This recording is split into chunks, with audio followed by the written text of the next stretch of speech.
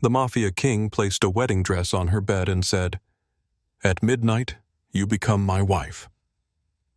Mara Blackwell had spent her life teaching broken people how to reclaim their choices. Now, inside a storm-dark mansion outside Savannah, every choice had been stripped away. Rain hammered the windows. Black cars moved beyond the iron gates.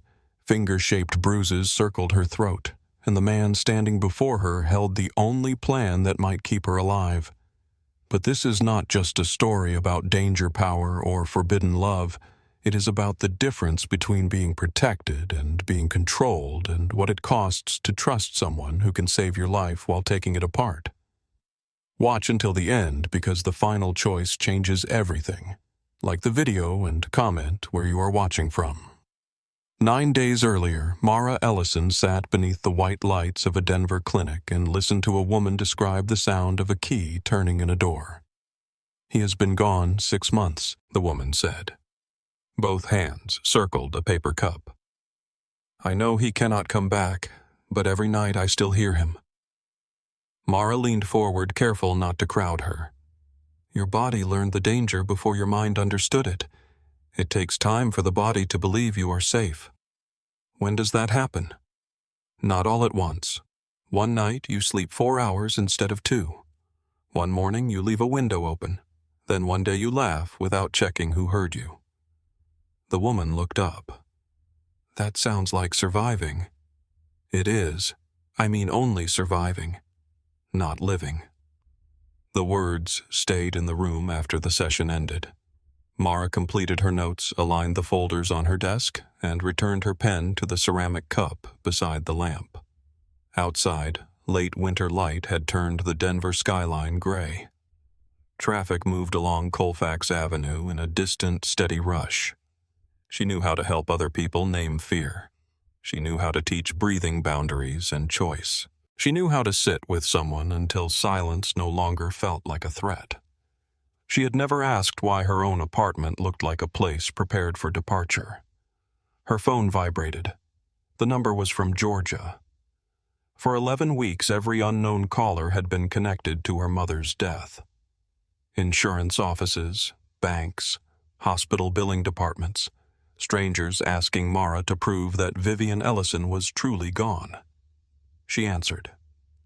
A man introduced himself as Samuel Price, an estate attorney in Savannah. After offering his condolences, he told her that Vivian had left property in a family trust. "My mother did not own property in Georgia," Mara said. "She did." "You have the wrong woman." "Did your mother ever use the surname Blackwell?" Mara stopped beside the window. "No." The answer came too quickly. Mr. Price explained that Vivian Blackwell had inherited an estate outside Savannah nearly 30 years earlier. She had never sold it or transferred ownership. The property now belonged to Mara. "What property, Blackwell House?" "I have never heard of it." The attorney was silent for a moment. "Perhaps she intended to tell you. Her mother had always believed there would be more time. More time for difficult conversations. More time for Mara to ask why there were no relatives in old photographs and no childhood friends who called at Christmas. Cancer had not respected that belief. The estate included a mansion, riverfront land, a private dock, and rights connected to an old trust. Restored, the property could be worth several $1,000,000. Mara sat down. The hospital board had rejected her trauma recovery center 3 times. They praised the idea, then cut the funding. Mara had begun calculating how many years she would need to build it herself. Several $1,000,000 changed the answer. "When can you come to Savannah?" the attorney asked. Mara looked at her calendar. Monday. After the call, she searched for Blackwell House. No tourism page appeared, no property listing, only a scanned newspaper result from 1994. Blackwell heiress vanishes before family ceremony. The photograph beneath the headline was blurred, but Mara recognized the shape of her mother's face. When she clicked the result, the page disappeared. Tessa Monroe called a minute later. Mara answered without greeting. "My mother had another name." That is a terrible way to begin a phone call, She owned a mansion in Georgia. The woman who reused wrapping paper. Yes, the woman who called valet parking a moral failure. The same woman. Tessa told Mara to come over. Mara said she needed to pack. You leave Monday. You have time to panic normally. I am not panicking. You alphabetize your spices when you panic. Mara glanced toward the shelf near the clinic refrigerator. The jars stood from basil to thyme. I always do that. Exactly. By Sunday evening, her suitcase was packed. On the kitchen counter sat a photograph of Vivian during her final summer. A red scarf covered her thinning hair. She was smiling in a garden, as though death had been an appointment she planned to cancel. Mara touched the frame. Blackwell, she said. The name felt borrowed. Her mother had hidden it for 3 decades. That meant it had been dangerous, shameful, or both. Savannah greeted Mara with heat that pressed against her skin the moment she left the airport. The air smelled of rain, river water, and flowering trees. The road narrowed beyond the city. Brick walls gave way to marsh grass and old oak trees heavy with Spanish moss. Houses appeared behind iron gates, then vanished. At the end of a private road, Mara found 2 stone pillars covered in vines. Blackwell had been carved into one of them. Someone had tried to remove the name. The letters remained. Beyond the gate, the road curved beneath trees thick enough to darken the afternoon. Then the land opened toward the river. Blackwell House stood above the water. It was larger than Mara expected, built of pale stone with tall windows, deep balconies, and 4 columns supporting the entrance. Ivy climbed toward the 2nd floor. Part of the roof had collapsed. Several shutters hung crooked in the damp air. The house was beautiful in the way abandoned things sometimes were. It looked wounded but not defeated. A man waited on the steps. Caleb Norris, the real estate agent, was in his early 50s and wore a tan jacket despite the heat. When Mara handed him her identification, his gaze fixed on her full name. Mara Ellison Blackwell. You may want to use Ellison while you are here, he said. Why? People remember the Blackwells. What do they remember? Caleb looked toward the road. Savannah has a long memory. That is not an answer. It is the safest one I have. Inside the entrance hall rose 2 stories beneath a dusty chandelier. A curved staircase followed the far wall. White sheets covered the furniture. The air smelled of old wood-damp plaster and faded perfume. A shadow moved along the upper balcony. Mara looked up. What was that? Probably a curtain, Caleb said. There are no open windows. The house settles. Does it walk? Caleb gave her a ring of keys and continued the tour. The library contained empty shelves and a black marble fireplace. Above it, a carved bird held a silver key in its beak. What is that? Mara asked. The Blackwell crest. My mother had a family crest. Your mother had many things she chose not to discuss. The house needed a new roof, new windows, electrical work, and repairs to the veranda.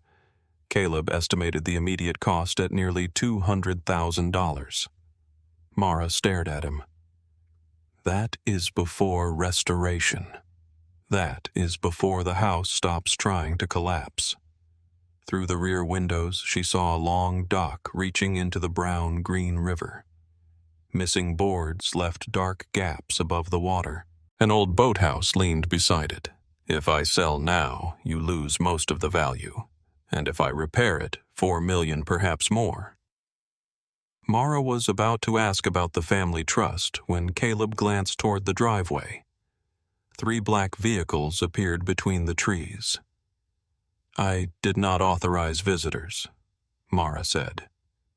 This is the tenant I mentioned. You mentioned a possible lease. He asked to inspect the property. He brought a convoy. The first sedan stopped. A tall man stepped out wearing a charcoal suit without a tie. His dark hair was neatly cut, and his movements carried no wasted energy. Before he looked at the house, he studied the windows, the road, and the distance to the river. A broad-shouldered man emerged from the second vehicle and scanned the trees. Another remained near the last car, with one hand inside his jacket. "Mr. Cross," Caleb called. Julian Cross climbed the steps. For one moment, he ignored Caleb and looked directly at Mara. His gaze moved over her posture, her hands in the space between her body and the nearest door. She felt measured. "Ms. Ellison," he said. "Mara." A faint reaction touched his face. "Julian Cross." I gathered. Caleb explained that Julian represented Cross Maritime and needed a private residence while negotiating a port acquisition. Mara watched Julian study the entrance hall. "You are not inspecting the house," she said. His eyes returned to hers. "No. You looked at the road, the windows, and the river. You did not look at the floor or the ceiling. Every property has weaknesses. Most tenants ask about plumbing. I assume the plumbing is terrible." "It is." "Then we have established trust." Mara nearly smiled. Julian toured the property with Owen Price, the broad-shouldered man, while Lucas Vane remained near the entrance. Julian asked about the dock, the service road, the cellar, and the eastern wing. He asked nothing about the port acquisition. When they entered the library, Julian saw the crest above the fireplace. His control broke for less than a second. It was not fear. It was recognition. His hand closed around a signet ring. A black bird was carved into the metal, but this bird carried a blade. Mara pointed toward the fireplace.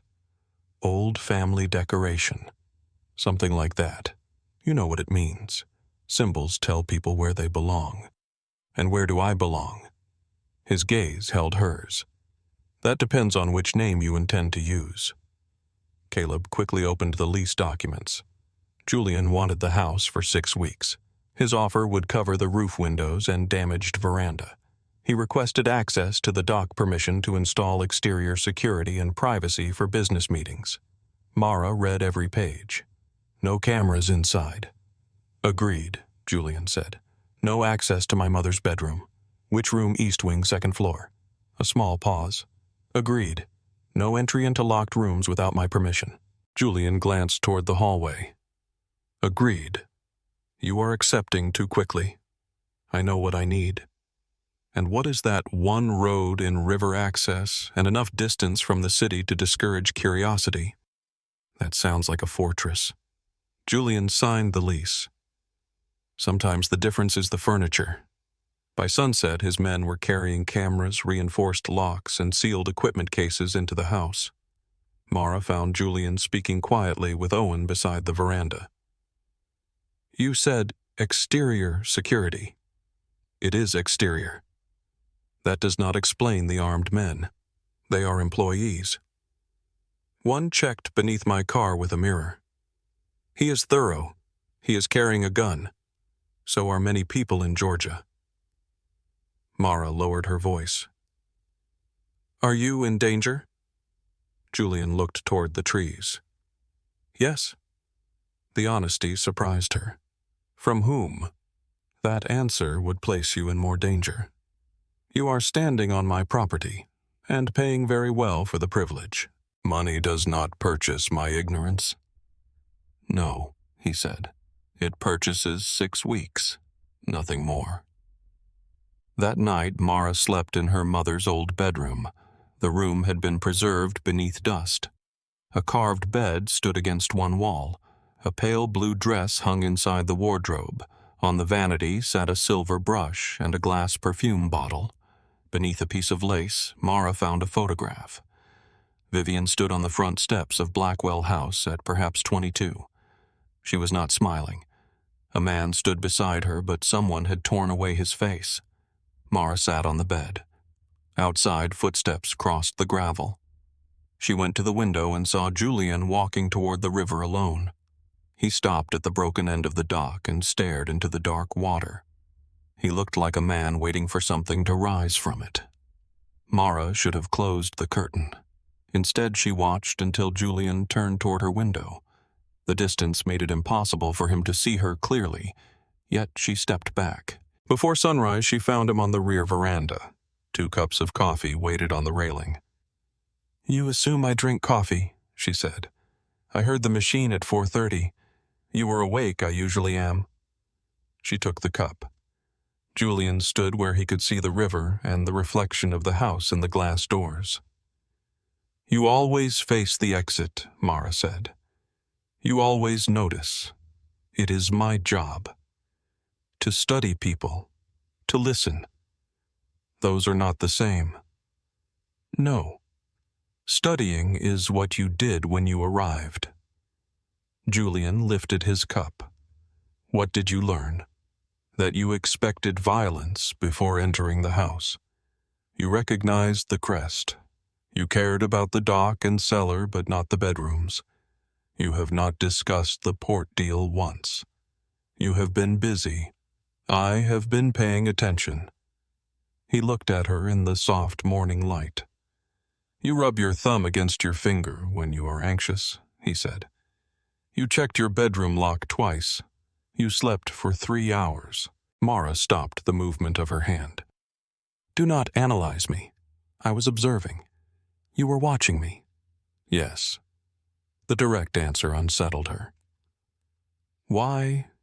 "Because people who arrive at Blackwell House without knowing what it is rarely remain unnoticed." "What is Blackwell House?" Julian said nothing. For 2 days, contractors moved through the estate. The roof was patched. New glass arrived. The dock supports were reinforced.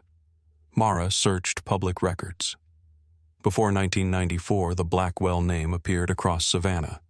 Shipping firms, charities, political donations, warehouses along the river. After 1994, the family vanished from the record. On Wednesday afternoon, Mara found a camera mounted near her bedroom corridor. She carried it into the library. "This was outside my door." Julian looked at it. "It covers the staircase. It covers my bedroom." He turned to Owen. "Remove every interior camera." Owen left immediately. Mara had prepared for an argument.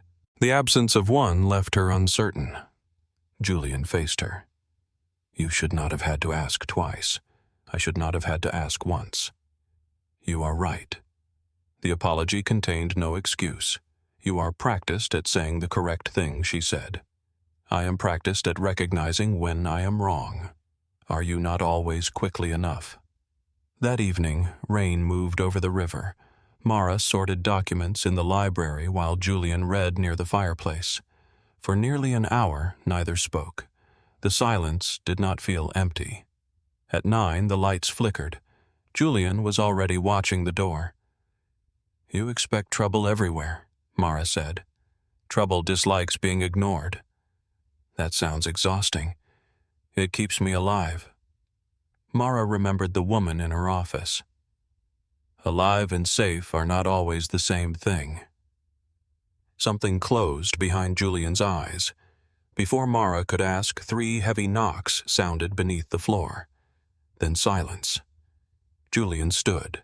Owen entered at once. "We heard it." "What is below us?" Mara asked.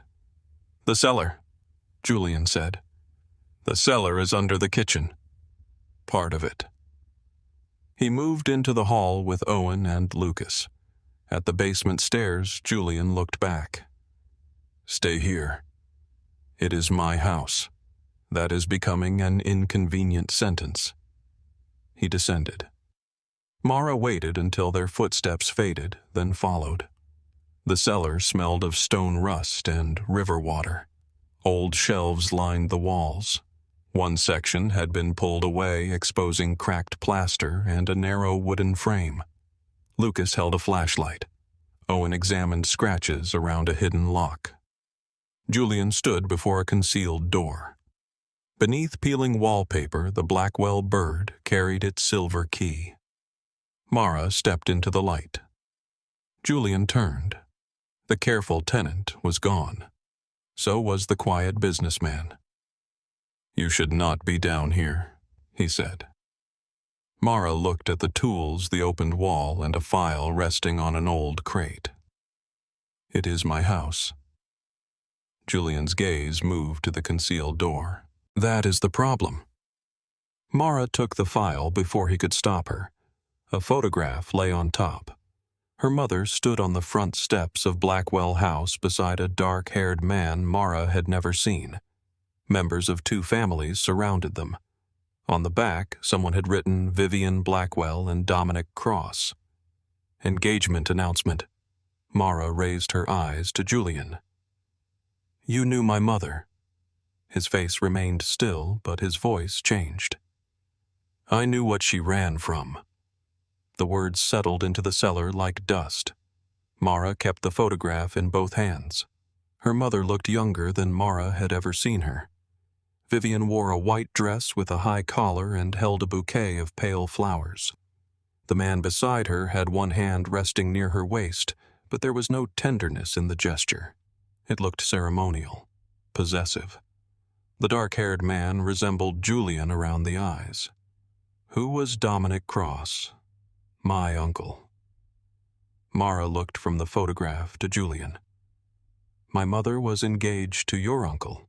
"Yes. And you knew this before you came here?" "Yes. Before you rented my house?" "Yes." Each answer was clean and immediate. Julian did not try to soften them. That only made the deception feel sharper. Mara placed the photograph on the crate. "Start talking." Julian glanced toward Owen and Lucas. "Upstairs." "No." "Mara, you opened a wall in my basement. You brought armed men into my home. You found a photograph of my mother beside a man from your family. You do not get to move this conversation somewhere more comfortable. This cellar is not secure. Neither are you." Owen looked away. Lucas remained still, but Mara caught the slightest movement at the corner of his mouth. It might have been amusement. Julian's eyes hardened. "Upstairs." This time it was not a request. Mara crossed her arms. "Try again." For several seconds, neither of them moved.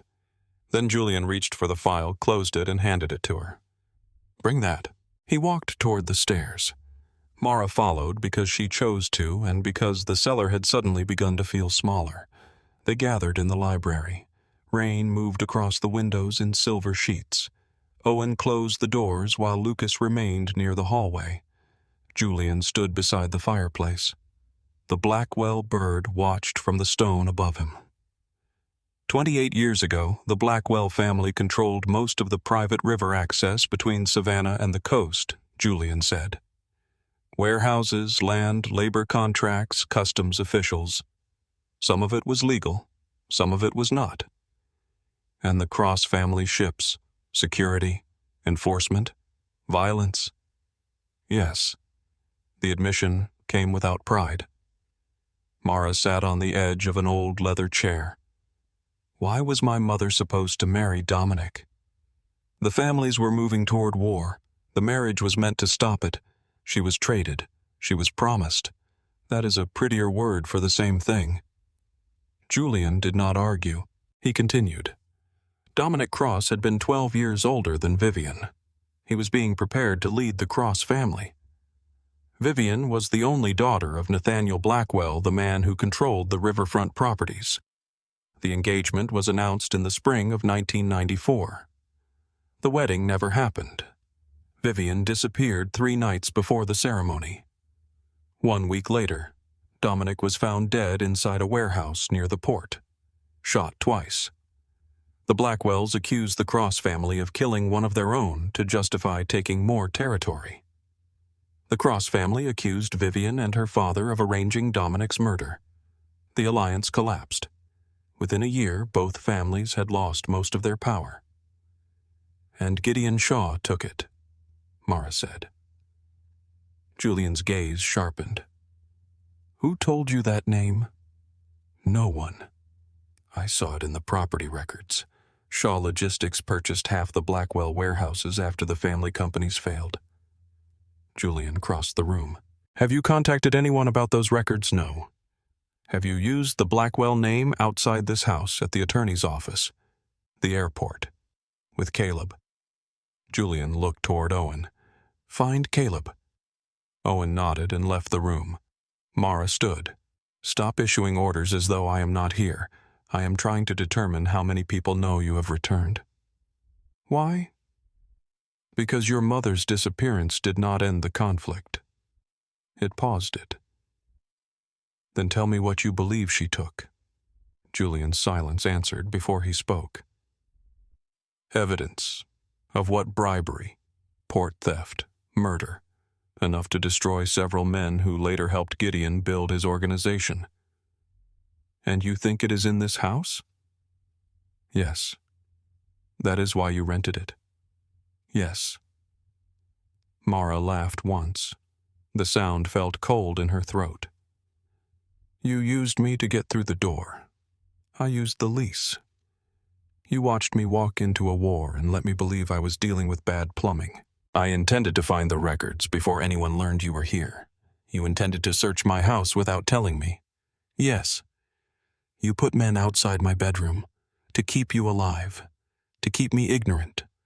Julian's jaw tightened. That is not the same thing. No, Mara said. It is worse. He looked at her for a long moment. Mara had spent years watching people build defenses with language. Julian did not retreat into denial. He simply stood inside the truth and accepted that it made him dangerous. That honesty should have comforted her. It did not. Leave, she said. His expression did not change. Mara, you have until morning.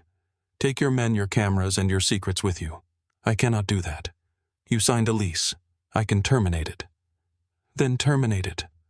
I still cannot leave. Her anger rose. You think money gives you the right to stay? No. The men watching this property give me the responsibility.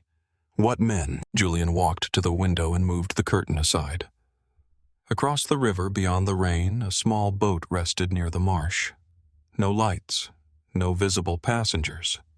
Mara had seen it earlier that afternoon and assumed someone was fishing. It arrived 3 hours ago, Julian said. It has not moved. That proves nothing.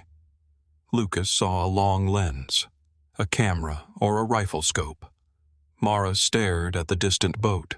The rain blurred its outline. Julian released the curtain. You may hate me. You may throw me out when this is over. Until I know who is watching, I am staying close enough to stop them. You still do not understand. I understand that you want the right to choose. No. You understand the words. You do not understand what they cost when someone takes them from you. Something shifted in his face. Mara wondered whether anyone had ever spoken to him that way and survived. Then she hated herself for wondering. The next morning she drove into Savannah alone. Julian objected. Mara left anyway. Owen followed in a black sedan until she pulled over, stepped into the road, and refused to move. You can either stop following me, she told him through his open window, or explain to the police why a strange man is tracking a woman through the city.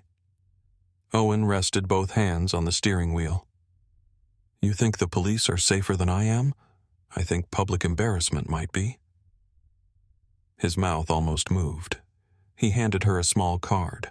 A phone number had been written across it. Call if you see the same vehicle twice. I am not accepting a bodyguard. You are accepting a phone number. Mara placed the card in her purse.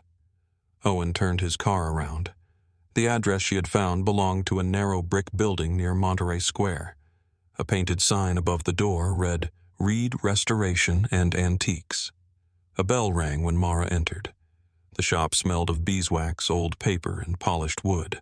Clocks covered one wall. None of them showed the same time. A woman stood behind a work table repairing the carved leg of a chair. She had dark auburn hair tied at the nape of her neck and a streak of gold paint across one hand. Can I help you? I am looking for Lena Reed. The woman set down her brush. Who is asking Mara Ellison? No recognition. Mara added the other name. Blackwell. The woman's face emptied. She walked to the front door, turned the lock, and lowered the shade. You should not say that name so loudly. You are the third person to tell me that. Then perhaps you should start listening. Lena turned. Her eyes were the same gray as Vivian's. Mara felt the recognition before she understood it. You knew my mother. Lena crossed her arms. Vivian was my aunt. Mara's chest tightened. My mother told me she had no family. She told us she had no daughter. The answer struck harder than Mara expected. Lena watched her reaction and softened slightly. I did not mean it that way. How else could you mean it? She vanished. We heard rumors that she had changed her name, that she married someone out west. Then nothing. She knew you existed. Yes. And she never contacted you. No. Mara looked around the shop. A framed photograph stood near the register. Lena was younger in it, standing beside an older man in front of Blackwell House. Who is that? My father. Vivian's brother. Is he alive? No. The room seemed to contract around the word. How did he die? Lena returned to the table and wiped her hands on a cloth. Officially, a boating accident. And unofficially, he asked too many questions about what happened to Dominic Cross. Mara stared at her. Lena met her gaze. You really do not know anything. No. That might have been the kindest thing Vivian ever did for you. Everyone keeps calling ignorance protection. In this family, it often was. Lena poured coffee from a small machine in the back room. She did not ask whether Mara wanted any. She placed a cup in front of her anyway. The bitterness helped Mara focus. Lena explained that Nathaniel Blackwell had built an empire around the river. He controlled land that every shipping company needed and kept records on everyone who passed through his port. Politicians visited Blackwell House through the front door. Smugglers used the river entrance. Judges attended dinner. Police officers collected envelopes in the library. When Nathaniel agreed to marry Vivian to Dominic Cross, the alliance would have placed nearly every private shipping route in the region under one family structure. Gideon Shaw was young then, but ambitious. His father managed accounts for both families and knew where the money moved. 3 nights before the wedding, Vivian disappeared with copies of internal records. Dominic died before he could reveal what he knew. You believe Gideon killed him, Mara said. I believe Gideon built a kingdom on the ruins. Why did my mother run? She discovered something. What no one knows. Julian thinks she took evidence. Julian Cross thinks in terms of leverage. You know him. Everyone in Savannah knows Julian Cross. That is not what I asked. Lena studied Mara over the rim of her cup. I met him once at a funeral. He was 19. His father told him not to speak to a Blackwell. Julian spoke to me anyway. What did he say? He asked whether Vivian had ever contacted us. Mara felt a chill. He has been searching for her that long. Maybe. Or searching for what she took. That too. Lena walked to a locked cabinet and removed a leather folder. Inside were copies of deeds and trust documents. The Blackwell estate extended beyond the mansion. 3 old warehouses remained tied to a dormant family trust. So did the private dock and part of a shipping channel that ran through the marsh. For years, Shaw Logistics had controlled those assets through temporary agreements. The agreements were never permanent. They required authorization from the final legal Blackwell heir. Mara read the same paragraph twice. They need my signature. Yes, to keep the property, to own it cleanly. Why has no one contacted me? They did not know where you were. And now Lena looked toward the covered front window. Now Gideon will. The drive back to Blackwell House took longer than it should have. Mara saw the same dark blue sedan near the square, then again near the highway entrance. She told herself it was coincidence. At the third intersection, the sedan remained behind her. Mara took Owen's card from her purse and called. He answered before the first ring completed. "Where are you?" She gave him the street. "Do not go home. I am already heading there. Turn toward the city." The blue sedan moved closer. Mara changed lanes. It followed. Her pulse began to climb. Owen's voice remained calm. "Listen to me. At the next light, turn right. There is a hotel with a covered entrance. Drive under it and do not stop." "What are you going to do?" "Meet you." The light turned yellow. Mara accelerated through it. The sedan followed. She turned sharply beneath the hotel canopy. A black vehicle entered from the opposite side and blocked the lane behind her. Owen stepped out. The blue sedan reversed, struck a planter, and disappeared into traffic. Mara got out of her car. "You were following me?" "No. You reached me in less than 2 minutes. I was nearby." "That is a dishonest answer. It is the only one I have permission to give. Permission from Julian." "Yes." Mara exhaled through her nose. "Take me home." Owen opened the passenger door. During the drive, he said little. Mara watched the city pass beyond the tinted glass. "Do you ever disagree with him?" "Yes." "Does he listen?" "Sometimes." "Did you disagree with him about me?" Owen's hands tightened slightly on the wheel. "Yes." "What did you say?" "That protecting someone without their knowledge can become another form of confinement." Mara turned toward him. "What did Julian say?"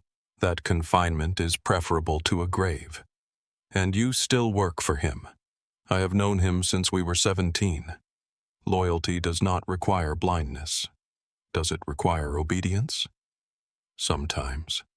That sounds convenient. It is not." When they reached Blackwell House, Julian waited on the front steps. He saw Owen driving. Then he saw Mara. His expression changed so quickly that another person might have missed it. Fear first, then anger, then control. Julian opened her door. "What happened?" "I visited Lena Reed." His eyes narrowed. "You found her. She told me what I actually own. Mara. She also told me Gideon needs my signature." Julian looked toward Owen. "Blue sedan followed her from the city," Owen said. Julian's attention returned to Mara. "You are not leaving the property alone again. You do not get to decide that. Someone followed you, and someone has been following me since I arrived. The difference is that your man admits it." Julian stepped closer. Rain had begun to gather in his hair. "You want me to apologize for having Owen close enough to reach you. I want you to stop presenting control as care, and I want you alive long enough to hate me for it." The words landed between them. Owen moved away. Mara looked up at Julian. "You believe those are the only choices. In my world, they often are. This is not only your world anymore." Julian's face became still. "No," he said. "That is what I was trying to prevent." That evening, Lena arrived at Blackwell House carrying a box of family papers. Julian did not welcome her. Lena did not care. "You have your uncle's arrogance," she told him in the library. "I have been told I resemble him." "You do not." The reply seemed to surprise him. "Dominic needed everyone to know he was dangerous," Lena continued. "You prefer they discover it late." Mara watched Julian absorb the insult like information. Lena spread old photographs across the table. Vivian as a child beside the river. Vivian at 16 on horseback. Vivian standing beside Dominic during the engagement announcement. In every picture after the engagement, Vivian's smile disappeared. Mara touched one image. Her mother wore a pale dress at a garden party. A young man stood in the background watching her. Who is that? Lena leaned closer. Gideon Shaw. He looked almost gentle. That made the photograph worse. Lena showed Mara copies of property records, shipping contracts, and payments routed through companies that no longer existed. Julian studied the documents. These account numbers are incomplete. My father copied what he could before he died, Lena said. Did he ever enter the hidden room? He never found the key. Mara remembered the silver brush in her mother's bedroom and the jewelry box beneath the vanity. She stood. Inside the bedroom, she opened every drawer. At the bottom of the jewelry box, beneath a velvet tray, her fingers found a narrow metal key. A bird had been engraved into its head. She returned to the cellar with Julian, Lena, Owen, and Lucas. The key fit the concealed lock. For a moment, it refused to turn. Mara pressed harder. Something heavy released inside the wall. The door opened inward. Cold air moved across her face. The hidden room was larger than the cellar above it. Shelves covered 3 walls. Dust lay over ledgers, boxes, maps, and old recording equipment. A table stood in the center beneath a hanging bulb. Mara pulled the cord. Light filled the room. Blackwell history waited in silence. Shipping routes had been marked across maps of the Georgia coast. Photographs showed police officers, judges, union leaders, and businessmen entering warehouses at night. Several cassette tapes were labeled in Vivian's handwriting. Mara recognized it immediately. Julian reached for one. She stopped him. My mother. His hand lowered. Mara placed the cassette into an old recorder. The machine clicked. Static filled the room. Then Vivian began to speak. Mara, if you are hearing this, then the Blackwell name found you before I could protect you from it. Mara gripped the edge of the table. Her mother's voice sounded younger but unmistakable. I told myself I would explain when you were old enough. Then I told myself I would explain when the danger passed. The danger never passed, and you kept becoming more yourself. I could not bear to place this history inside you. Mara closed her eyes. Vivian continued. The records are divided. No single person should hold all of them. One part is hidden in the deed to Blackwell House. One part was entrusted to the Cross family. The final key belongs to the last legal Blackwell heir. Julian looked toward Mara. The tape crackled. If Gideon Shaw finds you, he will not begin with violence. He will offer safety. He will speak as though surrender is a form of peace. Do not believe him. The recording stopped. Mara pressed the button again. Nothing. She removed the cassette and checked the tape. It had reached the end. That is all Lena whispered. Lucas opened another box. Inside were legal seals, blank transfer documents, and a list of names.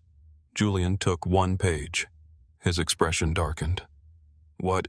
He handed it to Owen. Owen read silently. Mara stepped closer. What is on it? Julian folded the page. People who helped Gideon take control after Dominic died. Names. Yes. Whose sheriff's deputies, attorneys, port officials, and Caleb Julian looked at her. Yes. Mara felt the room tilt. Caleb had been the first person to know exactly when she would arrive. He had arranged Julian's lease. He had watched her sign the papers. Lena moved toward the door. I should go. No, Julian said. She turned sharply. You do not order me. Caleb knows you met Mara. If he is working for Gideon, your shop is not safe. Lena's face changed. Before she could answer, a phone began ringing. The sound came from Lucas's coat. He removed a plastic evidence bag. Inside was the phone taken from the man who had been watching the estate from the river earlier that day. The screen displayed no number. Lucas looked at Julian.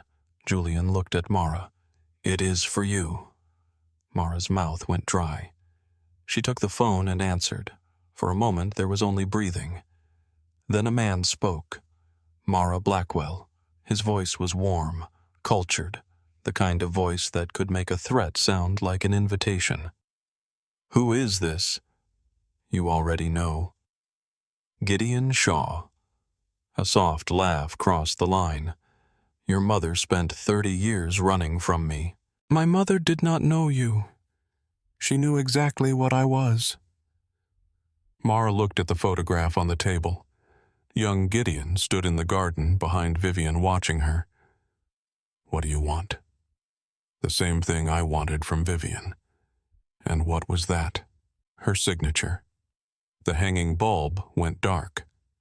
A second later, every light in Blackwell House died. Somewhere above them, the front gate groaned open. The iron gates continued to open. Slowly. Deliberately. The sound traveled through the dark house like metal dragged across bone. Julian reached for Mara's arm, then stopped before touching her. Stay behind me. No. His eyes found hers in the darkness. This is not the time. It is exactly the time. Owen switched on a narrow flashlight. The beam cut across the hidden room, catching Lena's pale face and Lucas's raised weapon. Above them, a door slammed. Then another. Someone was inside the house. Julian moved toward the cellar entrance. Owen, take Lena and Mara to the safe room. Mara blocked his path. You said there was no safe room. I said the cellar was not secure. You lied. I omitted. That is a lie with better manners. A gunshot cracked somewhere above them. Dust fell from the ceiling. Julian's expression hardened. You can hate my vocabulary later. He stepped around her. Mara caught his sleeve. Gideon needs me alive. That does not make you safe. It makes me useful. It makes you easier to hurt. Owen spoke quietly. Julian. He had moved to the base of the stairs. His light rested on a small black device fixed beneath the railing. A red light blinked. Owen pulled it free. Remote gate control. Julian looked at Lucas, who installed the replacement system Caleb arranged the contractor. Mara closed her eyes for 1 second. The estate agent had not merely watched her arrive. He had opened the house for Gideon from the beginning. Lucas crushed the device beneath his heel. Owen touched 2 fingers to the receiver in his ear. North camera is down. River camera is down. 2 vehicles entered the main drive before the feed cut. How many men? Julian asked. Unknown. Lena's breathing had become shallow. Mara moved toward her. Look at me. Lena did. Inhale through your nose. Slow. Hold it. Now, let it out. I do not need therapy. No. You need oxygen. Lena followed the instruction. Another shot sounded upstairs. Closer this time. Julian looked toward the ceiling. They are testing the house. For what Mara asked. Response time. Positions. Whether we are frightened enough to make mistakes. Are we? Julian checked the magazine in his gun. Yes. The answer was so calm that it frightened Mara more than denial would have. Owen led them through the cellar to a narrow steel door hidden behind the wine racks. A digital pad glowed beside it. The safe room was small and windowless. Bottled water lined one wall. Medical supplies, weapons, radios, and several sealed cases filled the others. Mara turned to Julian. When did you build this? It was already here. Owen reinforced it. You knew about it before I did. Yes. That keeps happening. Julian handed her a flashlight. I know. Mara looked at the shelves. 2 passports rested inside an open case. One displayed her photograph beneath a name she had never seen. Claire Bennett. A cold sensation moved across her skin. What is this? Julian did not answer quickly enough. She picked up the passport. You already prepared another identity. It was a precaution. For me? Yes. Before the attack at the boathouse? Yes. Lena looked from Mara to Julian. You planned to make her disappear. I planned for the possibility that Gideon would find her. You planned her funeral before she knew she was in danger, Mara said. Julian stepped closer. I planned a road out. You planned a life I did not choose. I planned a way for you to remain alive long enough to make choices later. Mara wanted to throw the passport at him. Instead, she placed it back in the case. Do not use it without my consent. Julian held her gaze. I will not. The promise came too easily. She no longer knew which of his promises existed only until fear changed his mind. A radio hissed from Owen's belt. Front team report. Static answered. Then a voice said, Movement near the West Garden. Julian turned toward Lucas. Take the upper landing. Do not fire unless you have a clear target. Lucas left without a word. Owen checked the medical kit. Lena asked, How long can we stay here? Not long, Julian said. There is only one ventilation shaft. If they locate it, they can fill the room with smoke. Mara looked at him. You told me to come into a room they can turn into an oven. I told you to come here while we determined how they entered. Then determine it. Julian looked almost offended by the command. Owen hid a faint smile. Mara unfolded the old map she had taken from the hidden archive. The basement plan showed a servants' corridor running beneath the kitchen. A second line extended toward the greenhouse. There is another exit. Julian moved beside her. That passage collapsed years ago. According to whom the survey? Caleb's survey. Julian looked at her. Mara traced the line with one finger. The original foundation extends farther east. If the corridor is still open, it reaches the greenhouse wall. Owen studied the map. There is a sealed arch behind the coal room. Julian made a decision. Check it. Owen left. Mara folded the map. Julian's gaze dropped to her hands. You are shaking. I know. You are still thinking. I know that too. He lowered his voice. You should never have had to become good at this. Mara looked at him. Neither should you. For a moment, the gunfire above them felt far away. Then Owen returned. The arch is sealed with brick, but the mortar is weak. We can open it. How long? Julian asked. 10 minutes. A burst of gunfire shattered the silence. Lucas spoke through the radio. 3 on the west veranda. 2 near the kitchen entrance. They are wearing sheriff uniforms. Lena swore under her breath. Julian pressed the receiver. Do not assume they are all false uniforms. Mara stared at him. You think actual deputies are attacking the house?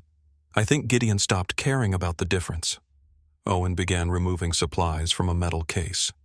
Inside were small charges wire and a handheld trigger. Mara looked at the explosives. You brought those into my house. Owen answered without looking up. They were already here. Mara turned toward Julian. Of course they were. The cellar door opened. Everyone raised a weapon. Judge Eleanor Hart stood at the top of the stairs, soaked from the rain. Her silver hair had come loose around her face. A leather case was chained to one wrist. Julian lowered his gun. You were told to remain in the city. I was told many things when I was young. I have survived by ignoring most of them. She descended slowly. Lena stared. Judge Hart. Mrs. Reed. Judge Hart looked at Mara. You have Vivian's eyes. Mara had heard the words twice in 2 days. They no longer felt like a compliment. You knew my mother. I performed the legal work for her escape. The room went still. Mara stepped toward her. You helped her leave Savannah. Yes. Why? Because she came to me with evidence that Dominic Cross had been marked for death. Julian's face changed. Judge Hart set the leather case on the table. Dominic was not killed because Vivian ran. Vivian ran because she learned he was going to be killed, by Gideon, Mara said. by Gideon and men connected to both families. Dominic intended to expose the port accounts. His marriage to Vivian would have given them enough combined authority to remove Gideon's father from the business. Julian looked toward the floor. For years, his family had believed Vivian's disappearance led to Dominic's death. The truth had moved in the opposite direction. Judge Hart unlocked the case. Inside were sealed papers, a recording device, and a small silver key. "The Blackwell Trust contains an emergency succession clause," she said. "It was written during Prohibition and revised after Vivian left. Nathaniel Blackwell feared that the family assets would be taken through kidnapping, forced marriage, or coerced signatures." Mara almost laughed at the cruelty of the words. "What does the clause do?" "It prevents the final heir from transferring control while under visible threat. It also allows the heir to activate an alliance with one of the original signatory families. The Cross family," Mara said, "and the Hart family, though my family no longer has the men or resources to offer protection." Julian stepped closer to the documents. Judge Hart placed one hand over them. "You will not touch these until Mara understands." His expression remained controlled. "I was not going to. You were raised by men who considered ownership a form of guardianship. Forgive me if I prefer evidence." Mara looked at Julian. He accepted the rebuke in silence. Judge Hart continued. "If Mara legally marries Julian, the Blackwell Trust remains under her ownership, but the Cross family becomes a recognized defender of the estate. More importantly, the marriage activates a release order. Copies of the Blackwell records will be sent to attorneys in Georgia, New York, and Washington." "Why does Gideon care?" Lena asked. "He already controls the port, because the records prove he does not own much of what he controls," Judge Hart said. "They also connect him to Dominic's murder, several disappearances, and the corruption of public officials." Mara looked toward the dark ceiling. "If I die before the marriage, Gideon can challenge the trust purchase false testimony and bury the records in probate for years. And if he forces me to sign, he gains legal control before the release order can be activated." Julian's voice was quiet. "That is why he needs her alive." Judge Hart nodded. Mara felt the shape of the trap close around her. The attack was not meant to kill her. It was meant to isolate her, frighten her, and place a pen in her hand. The telephone in the safe room rang. No one moved. The old wall phone had no visible connection. Julian answered. Gideon's voice carried through the receiver. "I heard Judge Hart arrived." Julian looked toward the stairs. Gideon had eyes inside or near the house. "You should have chosen a warmer night for this," Julian said. "Vivian preferred storms." Mara took the phone from Julian. "Stop speaking about my mother." Gideon became silent. Then he said, "There she is. What signature do you need?" Julian reached for the receiver. Mara stepped away. Gideon answered. "One that confirms the transfer of Blackwell shipping rights to Shaw Logistics. And then you live, anywhere you like, with men watching me, with men protecting you." Mara looked at Julian. The same word, the same excuse, different voices. "What happens if I marry Julian?" Gideon laughed softly. "You release papers that inconvenience people who do not enjoy inconvenience. You mean evidence. I mean stories written by dead men. Then why are you outside with armed deputies? Because stories become dangerous when frightened people believe them." Mara tightened her grip on the receiver. "If you need me alive, why attack the house to remove the man standing beside you?" Julian watched her face. Gideon continued. "Julian Cross does not love gently. He will call a cage a fortress and expect gratitude because the walls are expensive." Mara said nothing. "Ask him about the passport," Gideon whispered. "Ask him how long he planned your death." The line went silent. Mara lowered the phone. Julian looked at her. He wants you to doubt me. I already do. Good. The answer surprised her. Julian moved closer, but left space between them. Trust would make you careless. Doubt me. Question everything I say. But understand that Gideon does not want your freedom any more than I deserve your trust. Judge Hart opened the marriage documents. We are running out of time. Mara looked at the pages. Julian said, You do not have to do this. She turned toward him. You brought a wedding agreement into my house. I brought a possibility. You brought a dress too, did you not? His silence answered. Mara felt anger rise through the fear. You planned every part of this. I prepared for every part. That distinction only matters to you. A heavy impact shook the floor. Owen's voice came through the radio. They breached the kitchen. Julian turned toward the door. Judge Hart said, If the marriage is recorded before midnight, the release order activates immediately. Mara checked the clock. 11 minutes remained. She looked at Julian. If I agree, I set the terms. All of them. You do not interrupt me. I will not. Judge Hart pulled a blank sheet from the case. Mara began speaking. The Blackwell estate remains solely mine. Judge Hart wrote. Julian has no authority over my medical care, my work, my finances, or my movements. Julian said nothing. No private surveillance, no hidden security inside any room I use. Judge Hart continued writing. No punishment, injury, or death carried out in my name without my knowledge. Julian's eyes shifted slightly. Mara saw it. That one concerns you. It concerns the speed at which danger moves. It stays. It stays. I may request an annulment after 90 days. Julian did not react.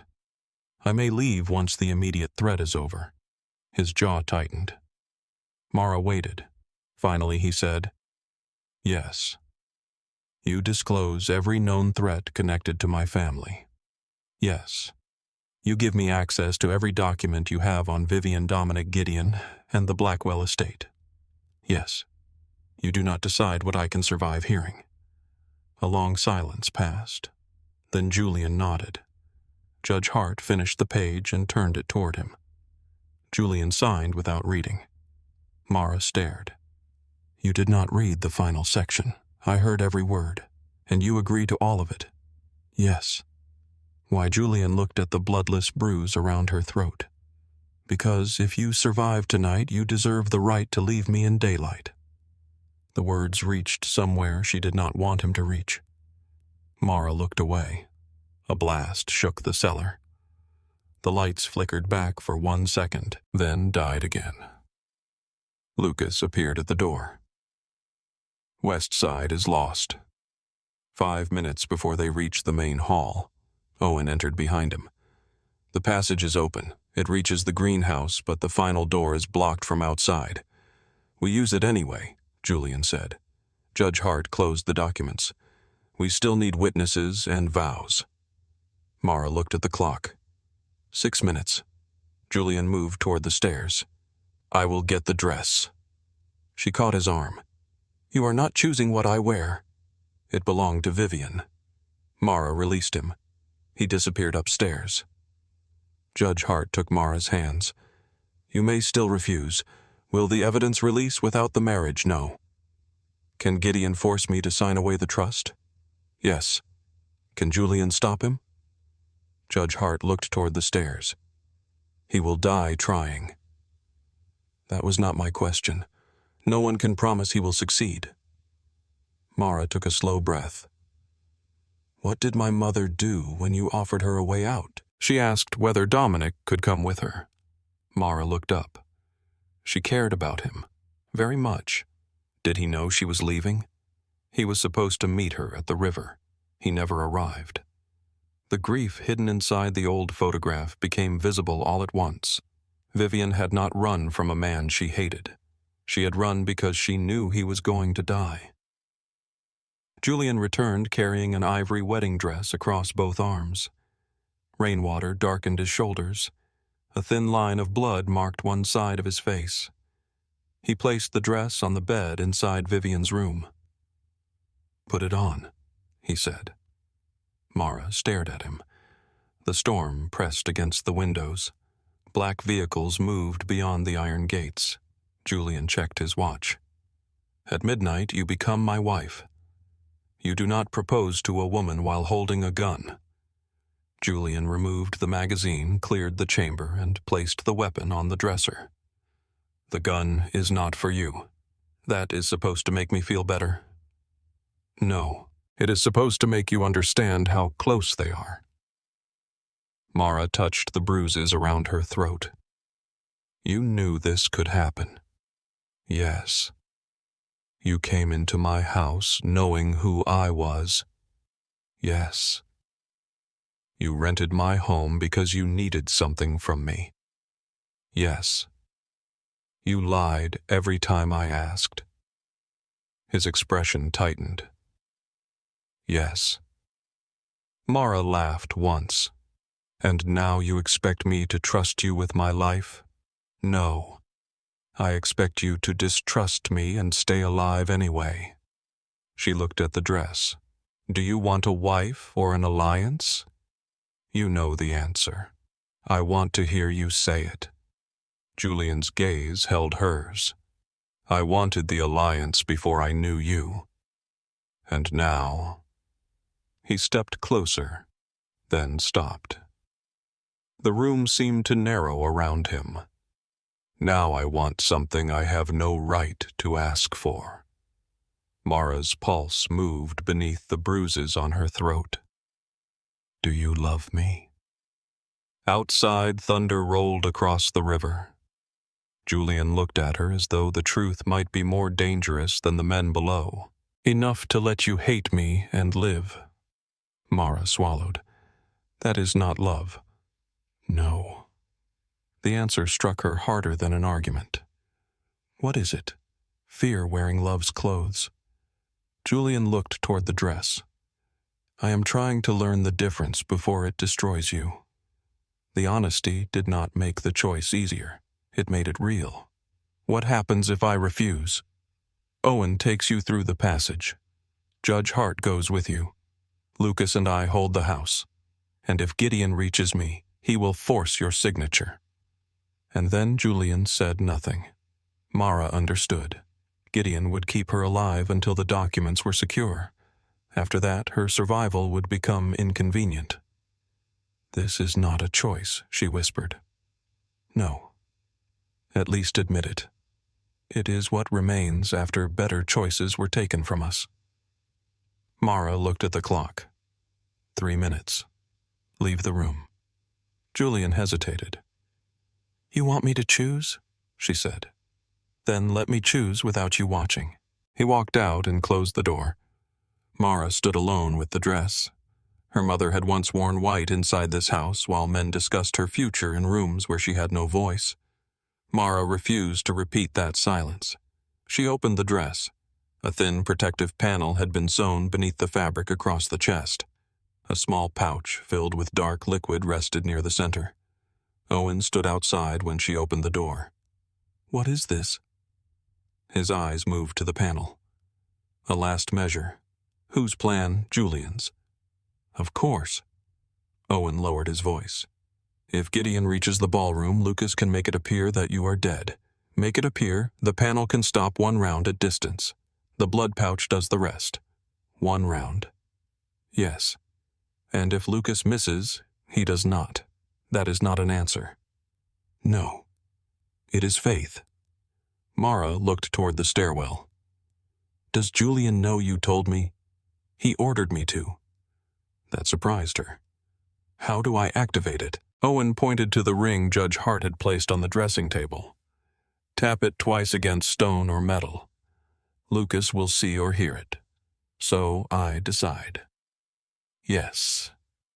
Mara touched the fabric. Julian had prepared another choice inside a night filled with almost none. It did not absolve him, but it mattered. She changed quickly. The dress fit as though Vivian had left it for her. At 11:58, Mara descended the main staircase. The parlor glowed with candles. Rain flashed beyond the broken windows. Judge Hart stood beneath Vivian's portrait. Lena waited beside her, holding the signed agreement. Owen guarded the front entrance. Lucas watched from the upper landing. Julian stood at the foot of the stairs. Blood marked his collar. His gun rested in a shoulder holster. He looked at Mara with an expression too open to belong to the man who had entered her house 9 days earlier. For one moment, the gunfire stopped. Mara reached the final step. Julian offered his hand. She looked at it, then placed her palm in his. Judge Hart opened the ceremony. "We gather under extraordinary circumstances." A shot tore through the stained glass window. Julian pulled Mara behind him. The second bullet struck the wall beside her head. Owen fired toward the garden. Lucas answered from above. Judge Hart raised her voice. "Continue." Julian looked at Mara. She nodded. Judge Hart asked for his vow. Julian tightened his hand around hers. "I will protect your choices even when they take you away from me." Mara felt the promise move through the fear. Judge Hart turned to her. Mara looked at Julian. "I will not confuse fear with loyalty debt, with love, or survival with consent." The clock began striking midnight. Judge Hart pronounced them married. Julian did not kiss her. He waited. Mara lifted one hand to his face and closed the distance herself.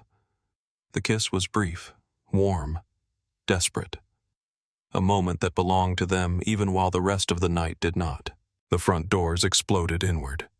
Julian pushed Mara behind a marble column. Smoke filled the entrance hall. Owen fired through the opening. Lucas moved along the upper gallery, each shot precise. Mara crouched beside Judge Hart.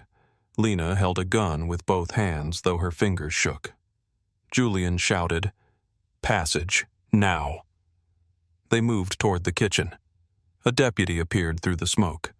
Mara recognized him from the patrol vehicle that had arrived after the boathouse attack. He raised his weapon. Lena fired first. The bullet struck his shoulder and spun him into the wall. Lena stared at the gun. "I did not know I could do that." Mara caught her arm. "Keep moving." The kitchen window shattered. Owen pulled Judge Hart down before glass crossed the room. Blood appeared along the judge's temple. Mara pressed a cloth against the wound. "I am fine," Judge Hart said. "You are bleeding. I have bled before."